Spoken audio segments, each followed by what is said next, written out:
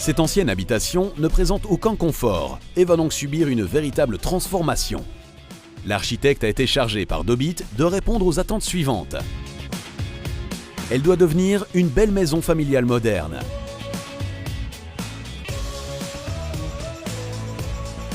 Avec beaucoup d'espace et de lumière. L'habitation doit être économe en énergie, elle doit être bien isolée, avec un climat intérieur agréable et être équipée des dernières techniques. Elle doit être budgétairement intéressante en faisant beaucoup soi-même, en collaboration avec des professionnels. La rénovation, c'est l'avenir. Le nombre de personnes préférant la rénovation à la construction augmente chaque année. En cas de rénovation, on peut étaler les coûts dans les temps et faire beaucoup soi-même. Idéal pour les autoconstructeurs.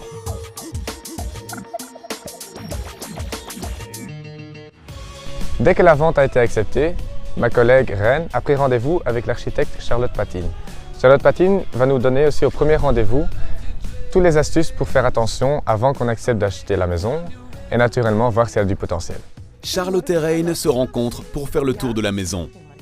Charlotte constate directement en riant qu'il y a du pain sur la planche. Mais il s'agit tout de même d'une chouette petite maison et elle jouit surtout d'une chouette situation qui pourra certainement être valorisée. La première idée de Charlotte, ce serait de démolir les annexes typiquement belges à l'arrière. Elle suppose qu'un beau jardin se cache derrière. Une étape préparatoire importante de notre rénovation sera donc l'analyse de la maison achetée. C'est important pour avoir une image de la situation actuelle du bâtiment. De cette manière, nous pourrons aborder certains points de difficulté possibles et mieux estimer les travaux. C'est pour l'architecte aussi une manière de trouver l'inspiration pour pouvoir arriver à un nouveau projet. Il y a beaucoup de travail et vous pouvez choisir, je trouve, entre une option A et une option B. C'est toujours ainsi, où vous choisissez l'option A et c'est en fait la remise en état de l'habitation. La rendre un peu plus économique en matière d'énergie, mais finalement ne pas changer grand-chose au look de l'habitation. Je pense que cela représente un coût élevé qui en principe n'en vaut pas vraiment la peine. Je vais le dire ainsi. Ou bien vous choisissez l'option B et c'est une cure de jouvence totale. Donc un déshabillage total et en faire tout ce que nous voulons réellement. Et je sens que c'est un peu ce que vous souhaitez. Après la vente, nous voulons maintenant aller vers la réalisation d'un projet. Pour cela, il est important de connaître toutes les mesures exactes du bâtiment. Je trouve qu'il est primordial que nous débutions à partir d'une bonne base. Donc, généralement, je propose de faire quand même appel à une personne spécialisée, à savoir un géomètre expert, pour avoir les plans exacts. Oui, c'est alors effectivement que je reçois tout ce dont j'ai besoin. Hauteur des tablettes de fenêtres, hauteur des plafonds, de tout en fait. Il nous donne une situation globale, les plans de chaque niveau, les façades, vraiment tout. Et alors nous pouvons utiliser cela pour baser notre pré-projet. Le géomètre doit aussi venir sur place pour faire les mesures nécessaires. Je vais donc mesurer tout le terrain pour déterminer les limites et aussi toute l'habitation. Ainsi, Charlotte aura les plans de la situation et l'état actuel de l'habitation et connaîtra donc la structure entière du bâtiment. Les mesures sont effectuées par rapport à une ligne de base fixe. De cette façon, toutes les parties du bâtiment peuvent être reliées entre elles et les mesures forment un tout. Toutes les données mesurées du terrain sont ensuite digitalisées. Ainsi, on obtiendra un plan fini de tous les étages sur lequel toutes les mesures détaillées, y compris des façades, sont reprises. Dès que le plan est disponible, le nouveau projet peut être élaboré.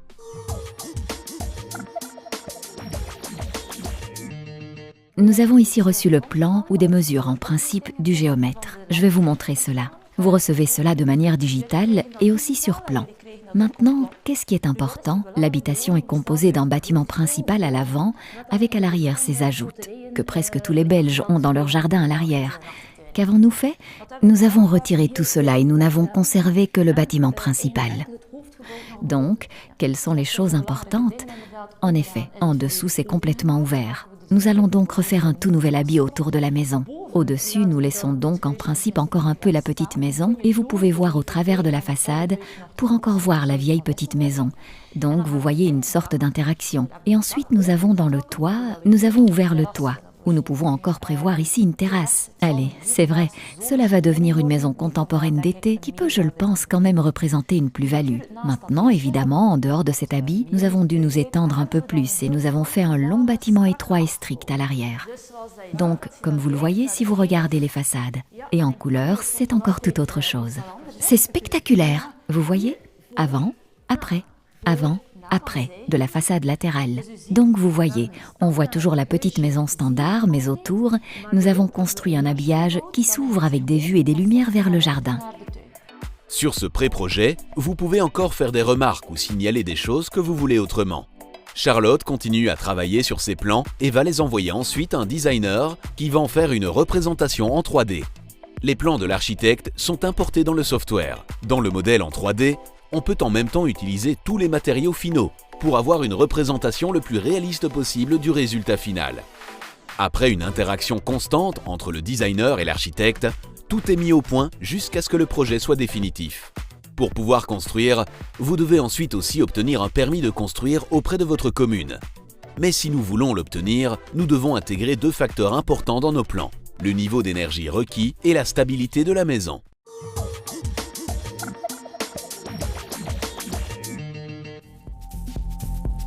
Le rapporteur PEB est impliqué dans le projet dès la phase de conception.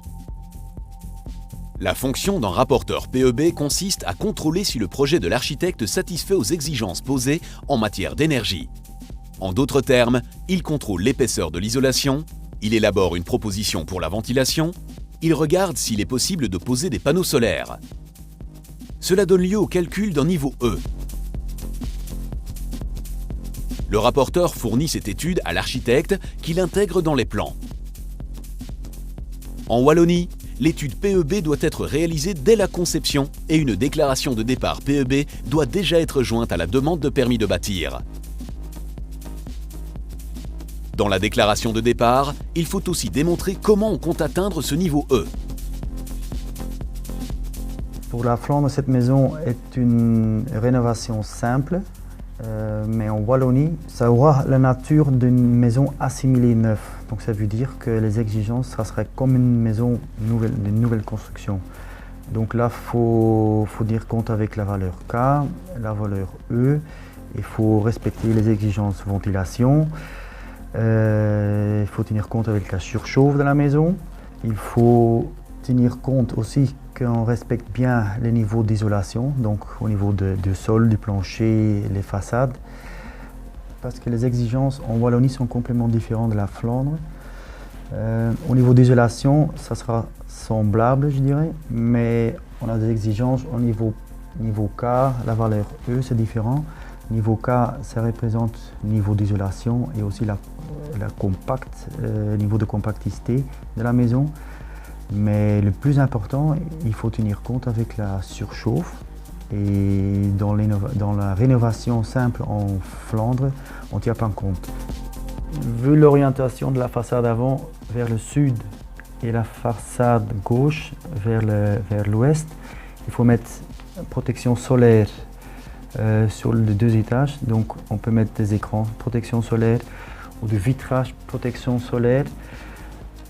Éventuellement, si le client le veut, on peut mettre des volets à l'intérieur s'il faut, mais en tout cas, il faut mettre quelque chose. Il calcule le niveau E selon le programme informatique PEB. Charlotte arrive chez l'ingénieur qui exécute l'étude de stabilité de son plan. J'ai établi ici une comparaison entre l'ancienne situation et la nouvelle. En ce qui concerne la construction du toit, je proposerai donc de travailler avec un treillis en bois qui porterait d'un pignon à l'autre. Et au niveau de l'escalier, je placerai en fait un nouveau mur portant. Nous complétons effectivement le travail de l'architecte. L'architecte réalise un projet et nous veillons à ce que la structure du bâtiment reste garantie. Ici, les mesures sont en effet assez importantes, parce qu'assez bien de murs doivent être démolis en raison de l'agrandissement du bâtiment avec la nouvelle partie rajoutée. Pour compenser toutes ces choses, il faut certaines poutres, colonnes et autres pour garantir la stabilité de l'ensemble.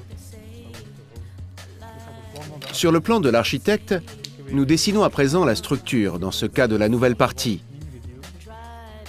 L'orange est pour nous la nouvelle structure portante.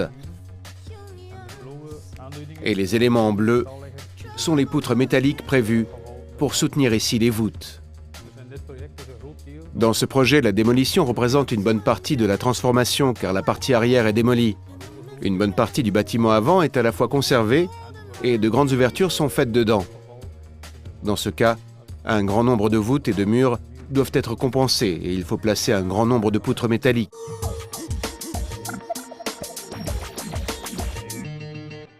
Charlotte introduit les données des plans EPB et de stabilité dans son projet définitif et prépare la demande de permis de bâtir avec laquelle elle ira au service du développement urbain. La demande de permis de bâtir demande un peu de travail administratif. Dès que les deux parties ont signé les documents et conclu leur collaboration avec une poignée de main, Charlotte se rend à la maison communale où elle introduit la demande de permis de bâtir au service du développement urbain. Entre la date de cette demande et l'acceptation du permis de bâtir, environ 3 mois se passent.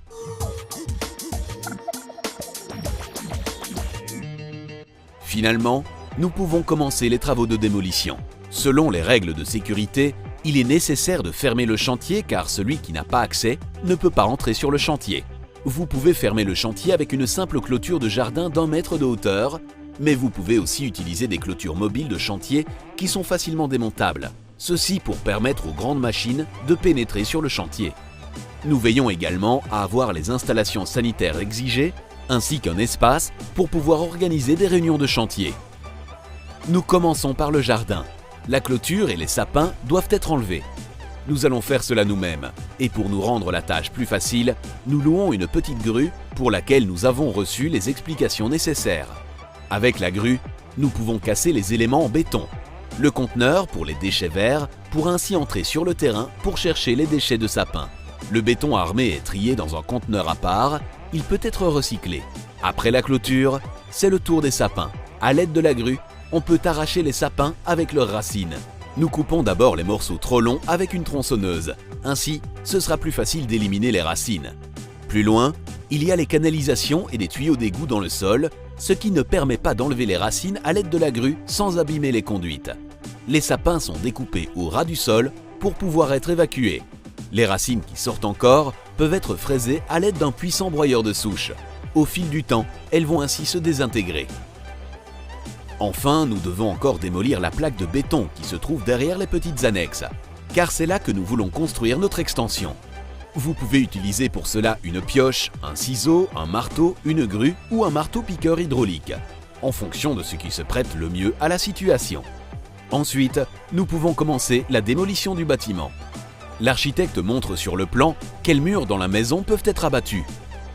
Nous recevons ainsi le bon conseil de ne pas abattre comme ça n'importe quel mur, car vous ne savez jamais s'ils sont porteurs ou pas. Sur la base d'une enquête avant destruction, vous pouvez déterminer la direction de vos poutres et ainsi savoir quels murs ne peuvent absolument pas être détruits. Ce n'est pas un mur portant car il s'agit d'un système de poutrelles précontraintes et d'entre vous se trouvant au-dessus comme voûte. Et je sens que le canal de mon entrevous passe ainsi.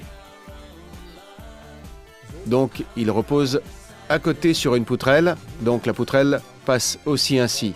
Ça ne repose donc pas sur ce mur mais de là vers ici. Pendant les travaux de démolition, il est nécessaire de trier.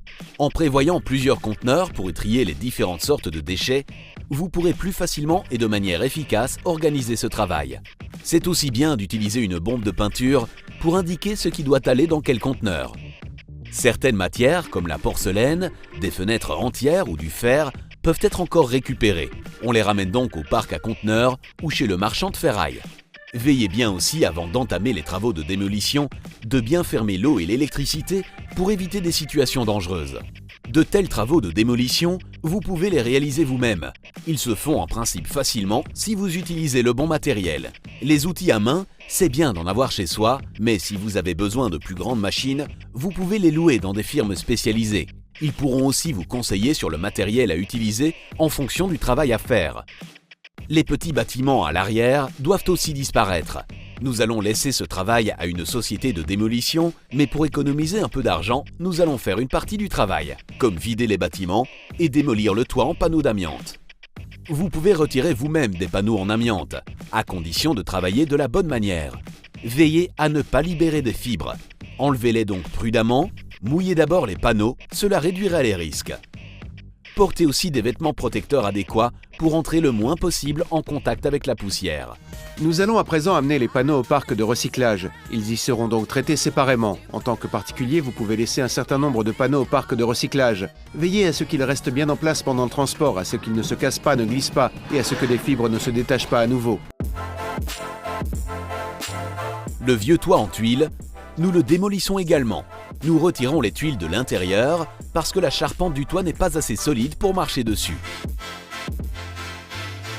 Lorsque le bâtiment est complètement vidé, les fenêtres, les portes, les sols et les murs autant que possible, il est prêt à être démoli.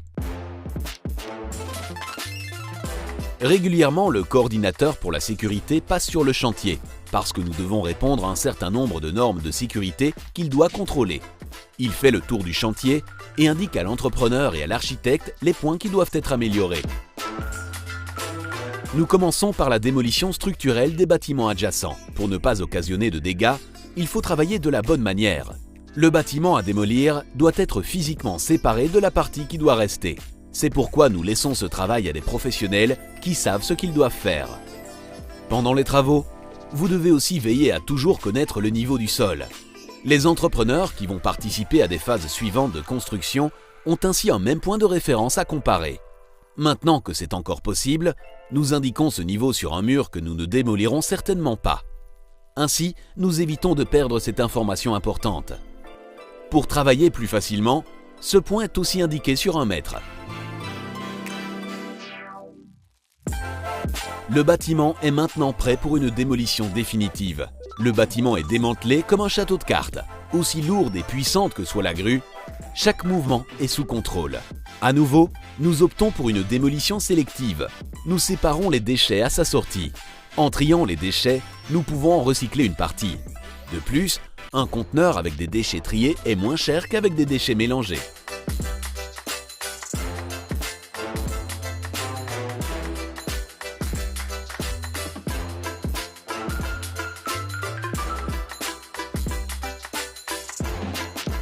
Lorsque les petites constructions ont été détruites, le terrain doit être nettoyé.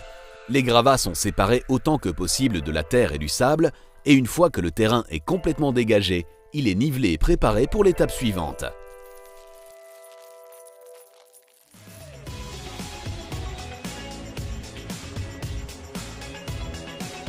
En faisant autant de travail de démolition par nous-mêmes dans cette phase de préparation, nous pouvons épargner environ 150 heures, soit 6 000 €.